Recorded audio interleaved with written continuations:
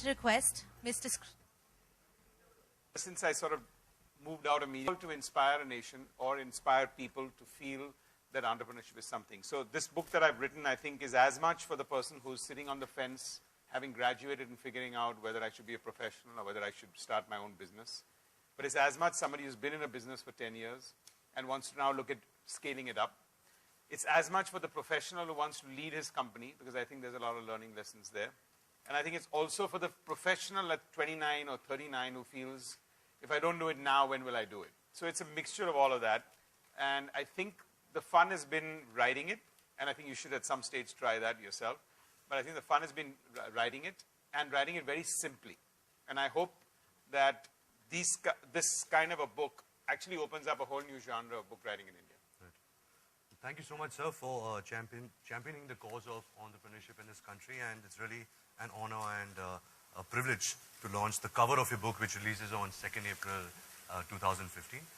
Let's read some quotes of some people who've read the book and who have actually interacted with you.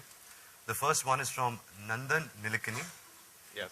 He's the co-founder of Infosys and former chairman, Unique Identification Authority of India. He says, "There is no one better than Ronnie Screwvala to write on entrepreneurship. This book, based on intense personal experience and packed with anecdotes, is a great primer for those wanting to take the plunge, innovate, or take their firms to scale. This is just the book we need for inspiring a startup nation." There's a quote by Bob Iger, chairman and CEO of the Walt Disney Company. "A true entrepreneur, Ronnie Screwvala took a startup to a global scale by partnering with the Walt Disney Company. He has the qualities, I believe, necessary for great leadership, embodying the spirit of curiosity and optimism, taking smart chances and pursuing excellence always." And the last one by Anand Mahindra, chairman of Mahindra Group. "Good entrepreneurs experience personal success. Great entrepreneurs multiply the success and help others rise along with them. Ronnie is a great entrepreneur." And I completely agree with that. Thank you. They've all been very kind, and thank you. Ronnie, sir, I have a few questions, if you don't mind, and if the media doesn't mind, I would like to ask you. First being that you don't come from a business family. Did you always dream of being an entrepreneur? Is it something one is born with? Is it the opportunities that came your way?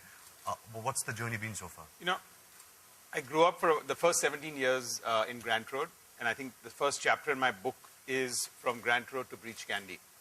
And I think those were the formative years of my life. It also teaches you some sort of very strong values.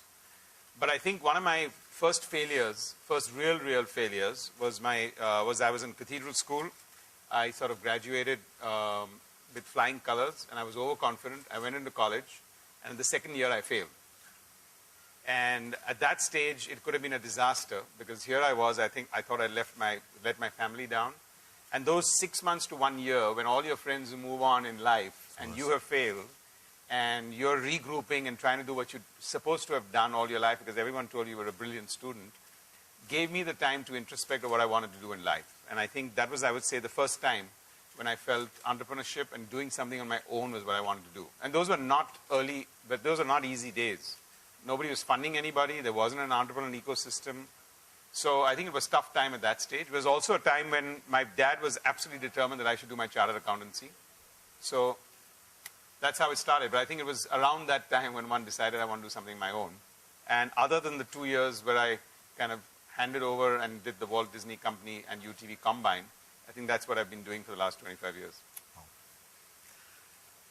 You have done some of the most unthinkable things in the past, from pioneering cable TV in India to building the largest media and entertainment company. How did you do it, and what was your drive? Well, that would take a whole book, right?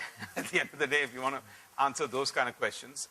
But, you know, I think at the core of a couple of things that I believe, one of my favorite phrases is from Patton, General Patton, who says, "All glory is fleeting." And I think that is something that I've sort of resonated with me from the early days when I saw the movie Patton. And it sort of struck with me that it's actually true. And I can't tell you that in the media industry, it's even more truer than most, because you're as good as your last big hit, you're as good as your last success, and then you could be history tomorrow. So all glory is fleeting. If you stay with that moment, you kind of stay curious all the time. And I think the second one is really the ability for you to just stay at it and stay at it and stay the course.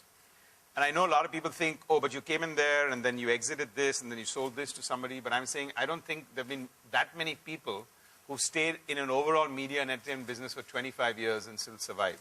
So I think that is the base of mine. And I think the only reason one did is that I took every failure as a comma and not a full stop. And I think that's been some of my learnings. Ronnie, I also must add my experience with you. I remember that we've done a bunch of movies, Rajniti, Wake Up Sid, Barfi. So I've been interacting with you from the beginning of my career. And I think one really admired trait of yours, which I can never forget, is that people with experience, they don't really impart their knowledge. They don't really share with you. They don't really advise. And I think the kind of advice that you've given me from the beginning of my career to now has really been very valuable to me. And thank you so much for that. And I'm sure that all of us, when we read the book, when we see this book, I think we can get inspired by a brilliant journey that you've had so far in the film industry and the television and the media industry. Thank you. Thank you for that. Thank you for that. Thank you.